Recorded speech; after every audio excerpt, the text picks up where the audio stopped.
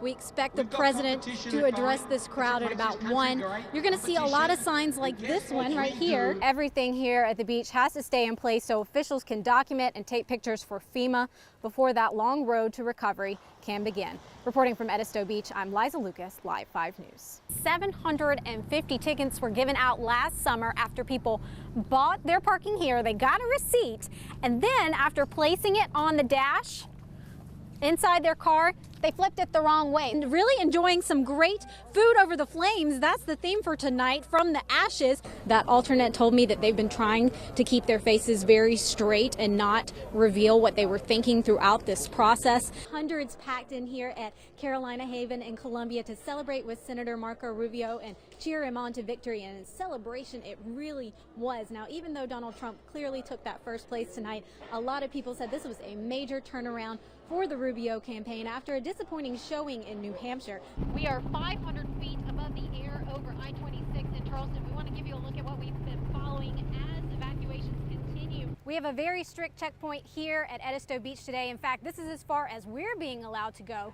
Those people that are cleared, they're having to hand over their IDs to the National Guard in order to get one of these day passes. Debbie, I'm here at Station 22 and I've spoken to quite a few bystanders since I've been out here. And I want to give you a look at the beach right now. According to officials, fire and police crews here on Sullivan's Island responded to Station 22 about where you're looking right now, about 4:20 p.m. this afternoon. That's when that man, who's about 35 years old, was reportedly nipped by a shark. The man who shot that cell phone video, Faden Santana, testified for more than 3 hours today. He was questioned by both sides on what he saw happen between Walter Scott and Michael Slager.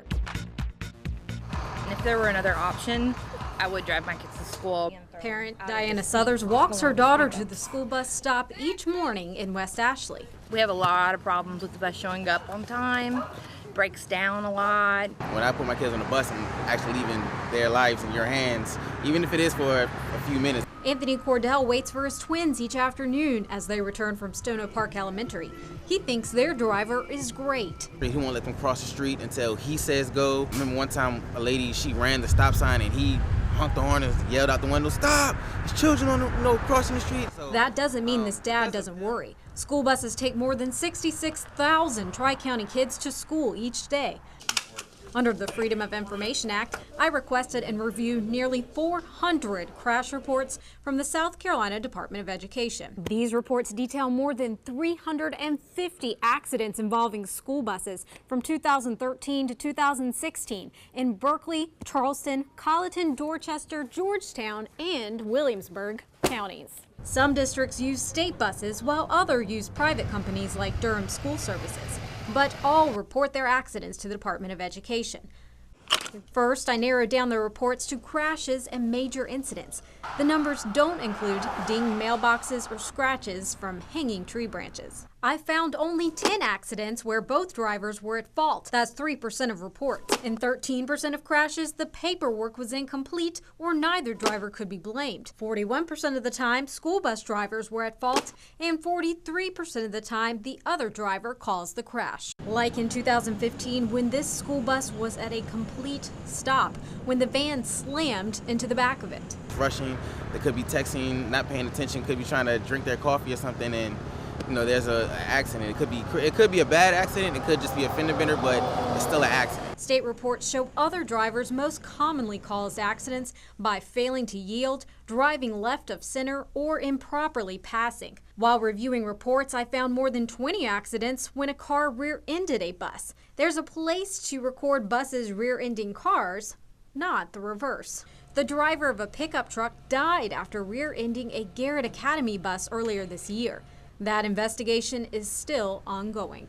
They're getting off from work. I'm so sick of this bus. Here it is again, so I'm going to try and get it right in. Paul Cobbs with Dorchester District 4 has been working with student transportation for more than 20 years. And then they'll get careless, and that's when something happens. School bus drivers' 3 most common faults include misjudging the distance, backing into somebody, or other, which ranges from inattentive driving to student behavior. In fact, I found multiple reports where an accident occurred after the driver was dealing with, quote, behavioral concerns. A concerned grandmother and former bus driver Betty Prelo has managed bus routes and knows the weight of driving the Tri-County's most precious cargo. You really have to have experience to really be able to concentrate through that noise. We shouldn't be driving so close behind the bus. Oftentimes, it's the sudden stop of the bus because something triggered that driver to have to slam on brakes, and that could cause jam up. It has happened to me when I first started driving. Dorchester District 4 has procedures in place when accidents happen. I write that up. If it's like a collision and someone gets hurt, the driver is automatically drug screened. The South Carolina Department of Education requires districts alcohol and drug screen drivers after an accident. If they get a ticket, a vehicle must be towed if someone goes to the hospital or somebody dies. The department also requires all drivers pass a criminal background check when hired and must have a commercial driving license. That goes for Durham drivers, too. It's a real hard job because you have other people's children's life in your hands. I've done all the heavy lifting going through this data. Now we've got the numbers online on live5news.com so you can review and even check on bus accidents linked to your child's school. Problem is this party is Russian roulette. U47700, it's also called U4, pink or pinky on the streets. Nicknamed for its sometimes pinkish color, the dangerous designer drug is causing dozens of deaths across the country. Drug enforcement agent Jason Sandoval has been working with local departments in Dorchester and Charleston counties after a series of pink overdoses. It's gotten in the hands of soldiers returning from deployment. It's gotten in the hands of a lot of young people. The DEA banned pink in November after at least 46 deaths associated with the drug in 2015 and 2016. That includes more than 30 in New York, 10 in North Carolina, as well as New Hampshire, Ohio, Texas, and Wisconsin. 2 13-year-old boys later died from pink in Utah. Pink was even found in pills at Prince's estate after the superstar overdosed on another synthetic opioid, the painkiller fentanyl. Now the drug is landed in the Low Country. Well, that doesn't speak to how many more people may have used it or may be using it. I can say that we have at least 2 deaths. Charleston County Coroner Ray Wooten tells me synthetic opioids are rolling out so fast, a symptom of the nationwide heroin epidemic.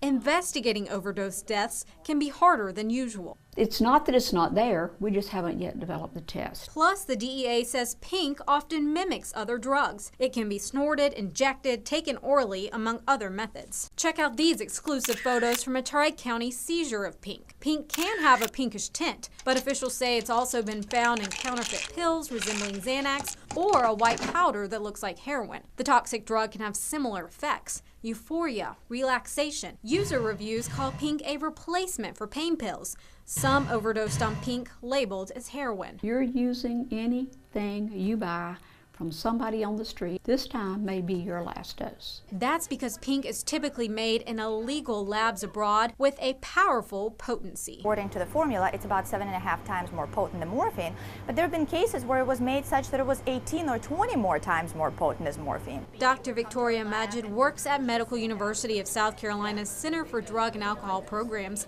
trying to keep parents informed of the latest drug trends. And it was developed in a pharmaceutical lab, actually as an experimental drug, and the patent got out. Certain countries such as China picked it up, started making that illegally in their labs, and unfortunately it hit the internet, where our children were able to just, through a couple of clicks, order some of those drugs. According to the National Institute of Drug Abuse, the drug is misleadingly marketed as a research chemical. Pink's online availability, the fact that it can come straight to your doorstep, makes it even more difficult for drug agents to track. There's no way to investigate every instance of distribution via the internet because it comes in such relatively small quantities. Despite its potency, it's impossible through judicial means to track. While Narcan is known to save people from overdose deaths, Coroner Wooten says there's no insurance policy. We have so many of these things now that are just so powerful, so strong, that you can't survive them. The DEA tells me officers have to be extremely careful when investigating scenes where pink is suspected. That's because it's easy for police to also be exposed and possibly go into respiratory arrest. In fact, many departments use gloves and masks as an extra precaution. I'm told by South Carolina Law Enforcement Division that pink has also been found in Berkeley County, though nobody has died of the drug to date.